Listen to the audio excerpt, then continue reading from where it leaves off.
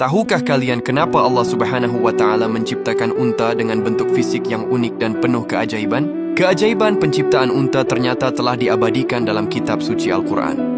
Dalam Islam, unta bukan sekadar binatang biasa.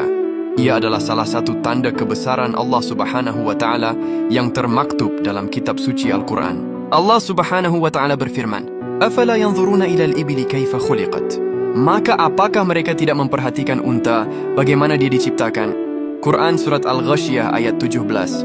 Ayat ini adalah ajakan langsung kepada manusia, khususnya bangsa Arab yang hidup di gurun, untuk merenungkan penciptaan unta sebagai bukti nyata kekuasaan dan kebijaksanaannya.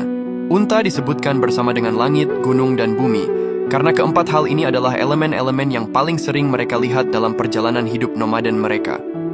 Tujuannya adalah agar manusia mengambil pelajaran atau tadabbur dan semakin yakin akan eksistensi Sang Pencipta. Unta dirancang secara sempurna untuk bertahan hidup di lingkungan gurun yang ekstrim, menunjukkan desain yang luar biasa rumit dan indah dari Allah.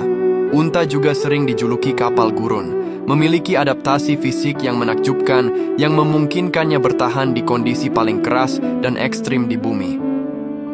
Allah Subhanahu wa Ta'ala telah menganugerahi banyak sekali kelebihan pada unta, di mana unta dapat bertahan berminggu-minggu tanpa minum dan makan. Mereka bisa minum hingga 200 liter air dalam waktu singkat.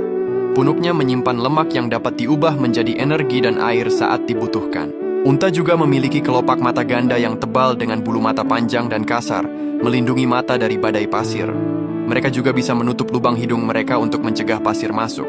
Kakinya yang panjang dan telapak kakinya yang lebar membantunya berjalan mudah di atas pasir tanpa terperosok, mirip gerakan bahtera di air. Air susu unta juga kaya akan nutrisi, vitamin, dan zat penting, serta tidak mudah basi. Nabi Muhammad sendiri bahkan menganjurkan minum susu unta sebagai obat untuk beberapa penyakit. Dalam pandangan Islam, unta dianggap sebagai hewan yang sabar dan patuh, memberikan pelajaran tentang ketaatan dan kesabaran bagi manusia.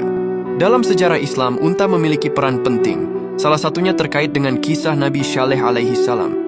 Mukjizat terbesar Nabi Syaleh adalah seekor unta betina yang bisa keluar dari celah batu atas izin Allah.